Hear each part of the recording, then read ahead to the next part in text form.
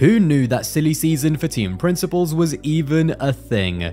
But in the space of 24 hours, we have had almost half the grid have a major change in leadership. The key facts are this: Jost Capito is out of Williams after 2 years in charge as both the team principal and also the CEO of Williams.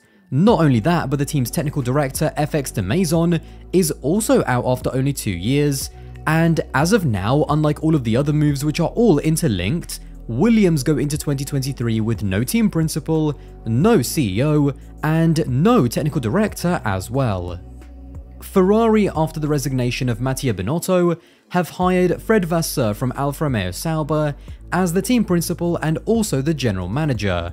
However, the overall CEO of Scuderia Ferrari and the man above Vasseur is still Benedetto Vigna.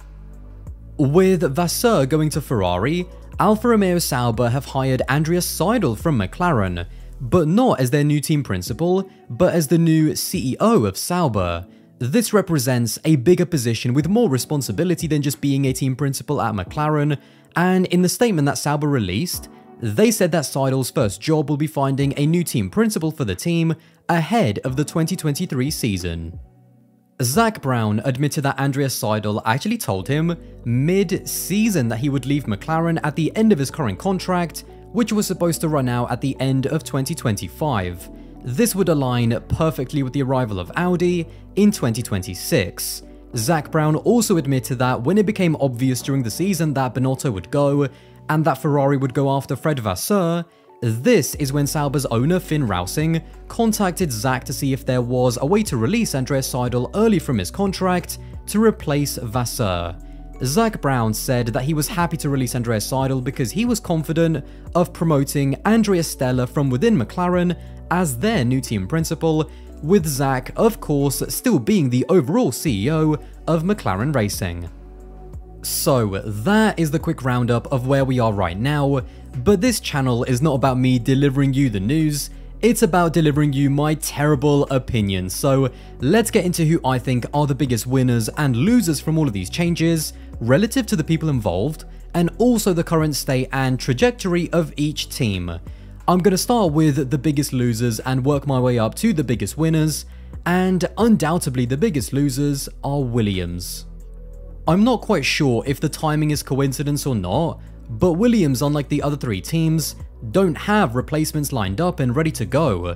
Now, although Jost Capito officially announced that he's stepping down, this kind of feels like the Binotto situation to me, where either the team principal genuinely doesn't believe in the project anymore and wants to leave, which is bad, or he feels like he doesn't have the confidence of the owners anymore and he's decided to jump before he's pushed, which is also bad.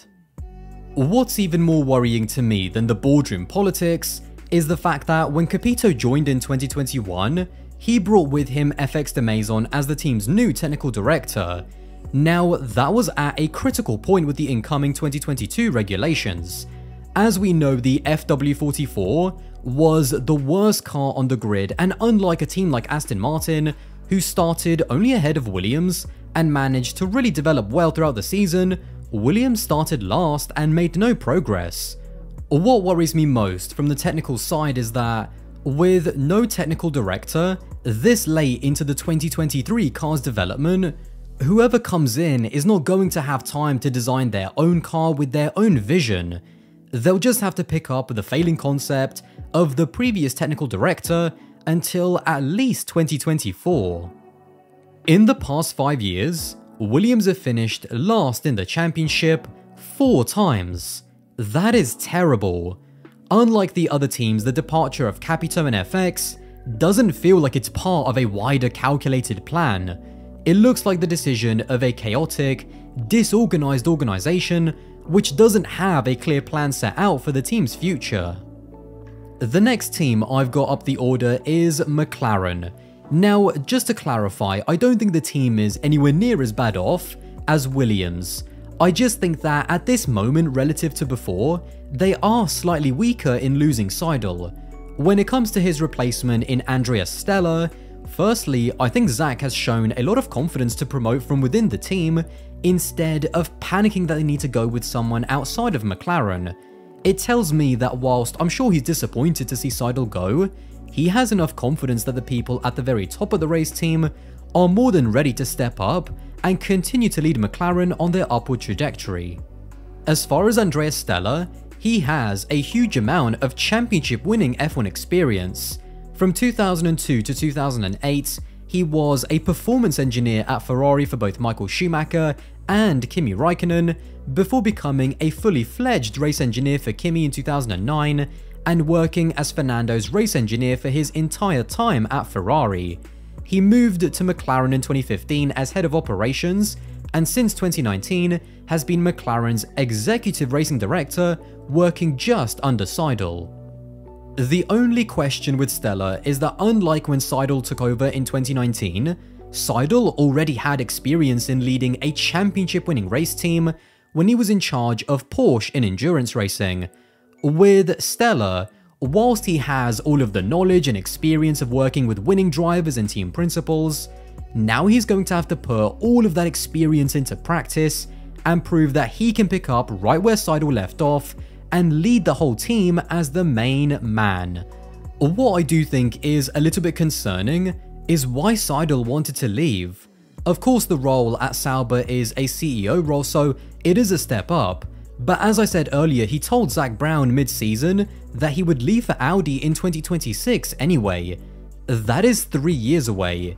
McLaren potentially could be championship winners by then. So to be so sure of moving somewhere else in 3 years' time kind of makes me wonder, has Seidl perhaps seen a crack or lost confidence in McLaren already? And why is that? Next up, I have got Ferrari. In terms of the signing of Fred Vasseur, it's very difficult to say at this moment if it's the right one or not.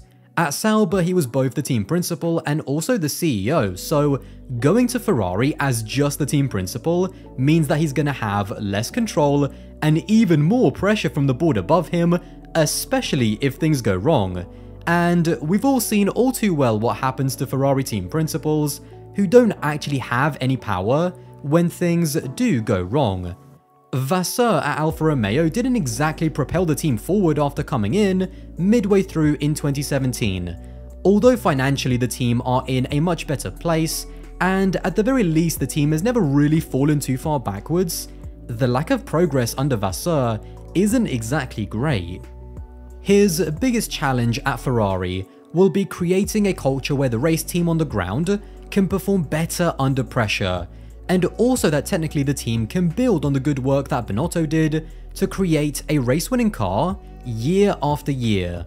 All of that is a hell of a lot easier said than done, and up against the might of Red Bull and Mercedes, don't underestimate how difficult it will be for Ferrari and Vasseur to just stand still and hold on to second in the constructors again.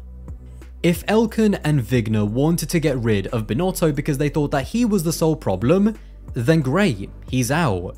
But what's stopping Vasseur from succumbing to the same pressure and making the same mistakes as Binotto did if the people above him are not creating the right culture? Is it then also Fred Vasseur's fault, so sack him in 2 years and let's move on to the next team principal? I understand why Binotto had to go, I think we all do watching 2022, but that doesn't mean that he was the only problem and that Vasseur will magically fix all of Ferrari's problems overnight. As far as the biggest winners, Sauber/Alfa Romeo/Audi in 2026 come away with the best situation from where they were previously. This entire organization is now building up for that Audi takeover, and it became very clear that Frederic Vasseur's time at the team was going to end because Audi wanted to get their own people in. Getting the man that they wanted in the first place and getting him in 3 years early is going to do nothing but good for the wider team. This is also a step up for Seidl because whilst he's proven himself as a really good team principal, he now steps in to the Zak Brown role as the CEO of Sauber and the man who will be CEO of the Works Audi Formula 1 team. That's a lot of pressure, but clearly Seidl and Audi, who wanted to poach him, believe that he is their man. As the official statement read, Andrea Seidl's first role is going to be a big one in finding who he thinks should be the new team principal of Alfa Romeo now, and most likely the team principal when Audi take over. That is a very big decision in just his very first day on the job. Sauber and Audi are the big winners in my opinion. They've got the leader that they wanted, they poach him away from a rival team, they start building their roots early, and all of this 3 years before they even turn a wheel in Formula 1.